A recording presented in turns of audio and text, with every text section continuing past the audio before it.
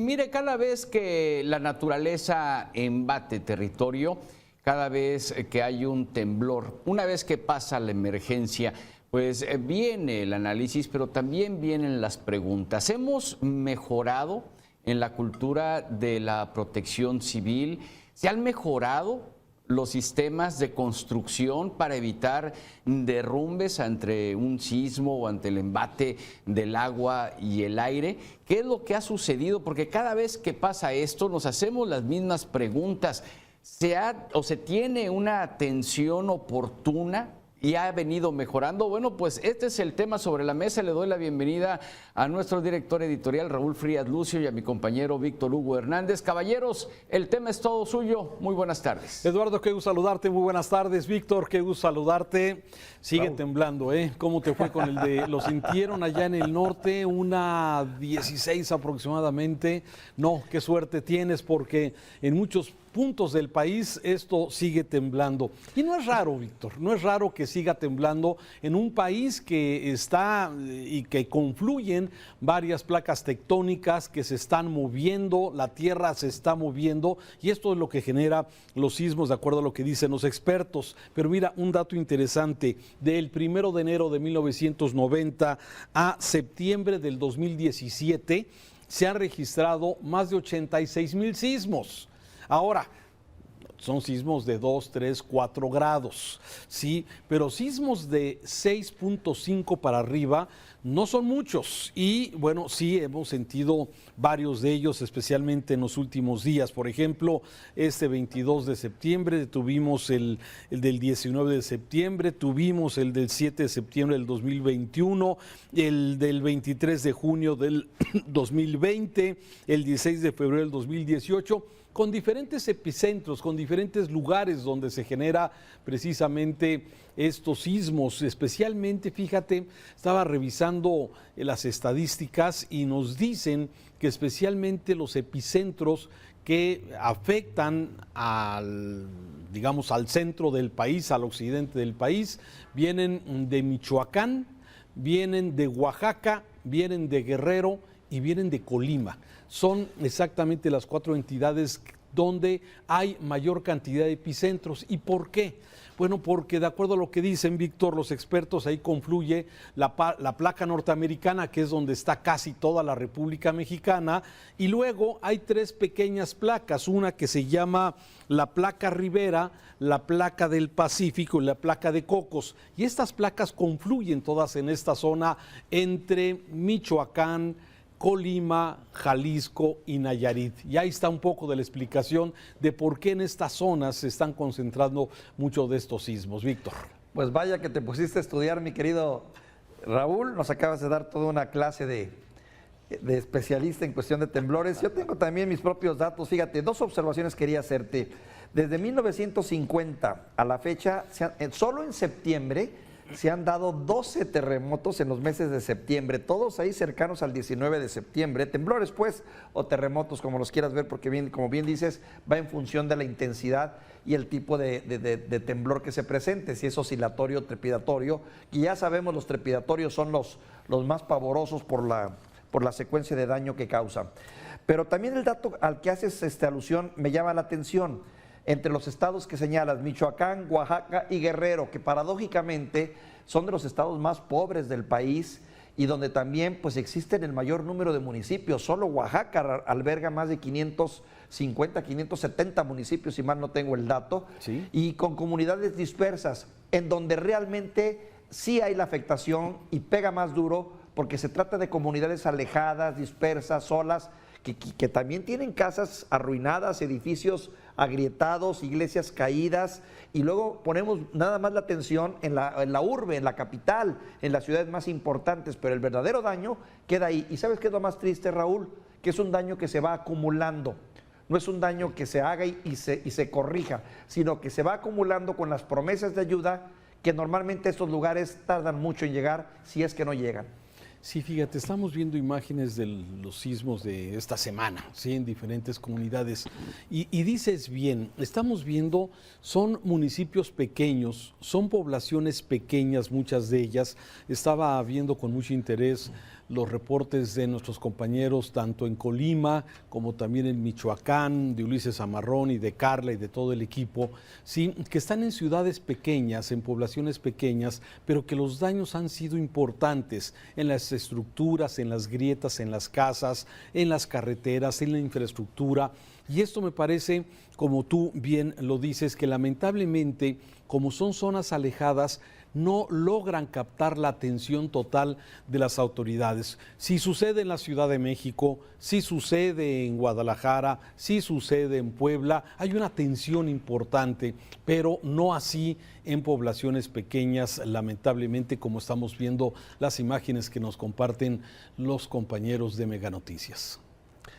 Pues Raúl, fíjate, yo creo que sí ha habido un cambio, hemos mejorado mucho en lo que es la cultura de los temblores, creo que se han mejorado mucho también las estructuras, la manera como se hacen edificios, estoy de acuerdo, y estoy también de acuerdo que cada vez hay una sólida cultura de solidaridad, valga la redundancia, de apoyo, de educación en cuanto a lo que es tratar de ayudar a estas partes afectadas luego por los temblores. La prueba está en que hay una actitud extraordinariamente generosa, de fuerza y ayuda por parte de gente nueva, de jóvenes nuevos que solo han vivido unos cuantos temblores y que se suman a estas ayudas. Sin embargo, creo que seguimos teniendo los mismos problemas estructurales de muchos años atrás.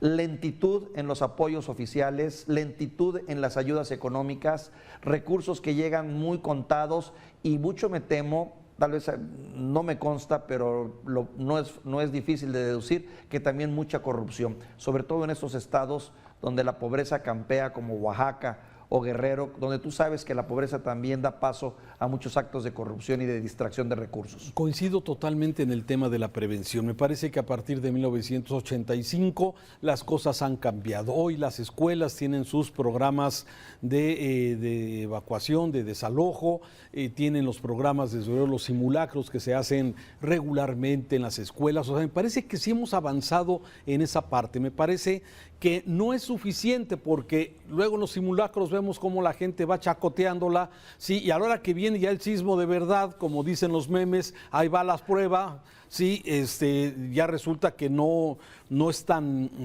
no se toma tan en serio muchas veces. Pero me parece que sí hemos avanzado en el tema de la prevención. Ahora, en el tema de la atención, yo lo dividiría en dos cosas. Tú dices que se ha destacado el tema de la solidaridad espontánea de los mexicanos con los mexicanos, sin duda, ¿sí? Pero falta la otra, la atención de la autoridad, la atención de cubrir correctamente y adecuadamente a quienes de alguna forma necesitan este apoyo. Y es donde me parece que no hemos cumplido. Hoy estábamos hablando precisamente de los daños que provocó, por ejemplo, el 7 de septiembre, el 19 de septiembre del 2017.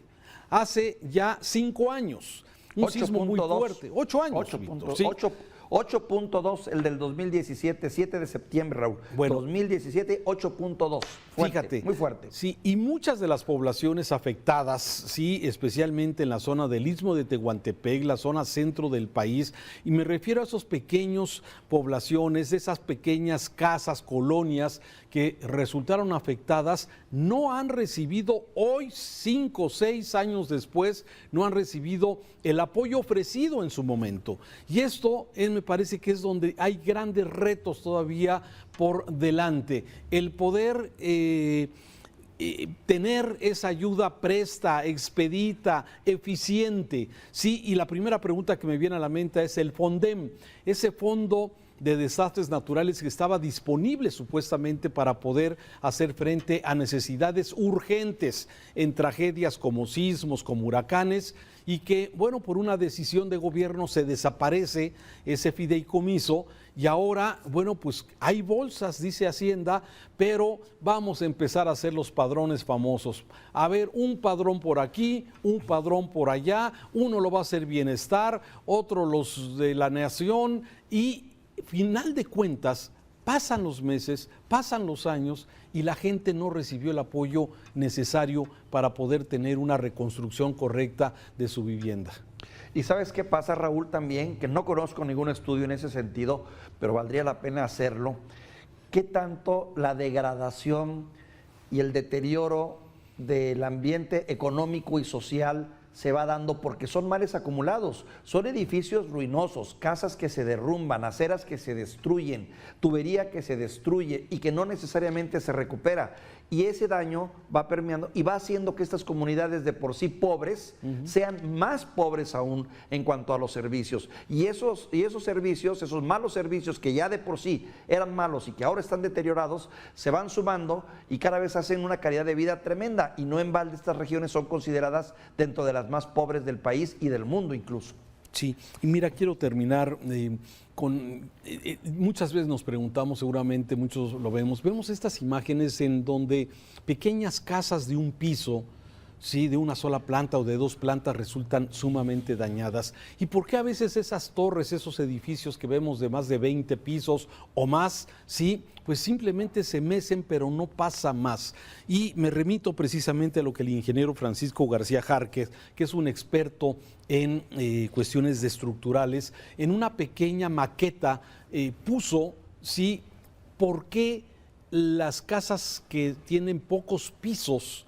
Y este es un video que se grabó en el 2017 por parte del mismo ingeniero y que mostraba por qué los edificios altos sí reciben un impacto diferente a los edificios pequeños como el que vemos ahí. Y ahora que mueve el ingeniero la tabla y que simula un sismo, pues vemos claramente cómo muchos de estos sismos en los edificios pequeños, en las casas pequeñas es donde resultan los mayores daños. Muy interesante esta grabación. Los edificios se mecen, se mueven, pero no vibran como lo pequeño. Esto es exactamente muy interesante lo que el ingeniero nos muestra en eso. ¿Y esto qué significa, Víctor? ¿Y por qué lo saco a colación? Porque los reglamentos de construcción tienen que cambiar. Ya han cambiado, pero me parece que todavía hace falta mucho más para poder hacer edificios, viviendas, casas que sean suficientemente resistentes a un sismo de 6, de 7, de 8 grados, de acuerdo a lo que ha ocurrido en partes del mundo, y que no haya riesgo para que las familias que viven en estas casas, bueno, tengan el temor de morir en algún tipo de aplastamiento. Esto es precisamente lo que hay que aprender de todo esto. Raúl, tú eres sobreviviente como yo del terremoto del 85 que nos dejó muchísimas lecciones, y una de ellas que aprendimos es que la mayor parte de los edificios que cayeron en esa ocasión en la Ciudad de México eran obra de gobierno, obra pública que se había hecho con materiales de pésima calidad. A partir de ahí se supone que se endurecieron mucho las medidas de construcción y que ha ido mejorando el asunto, pero se supone. Yo quisiera saber si realmente es así y ojalá fuera así, porque este país no puede estarse construyendo y deconstruyendo cada vez que hay un terremoto como los que cada vez se presentan y con más frecuencia. Y aquí pasamos por el tema, de nueva cuenta, el tema sobado de la corrupción y de los negocios privados. Sí, lamentablemente. Víctor, muchas gracias por tus comentarios en este espacio del tema sobre la mesa. Muchas gracias.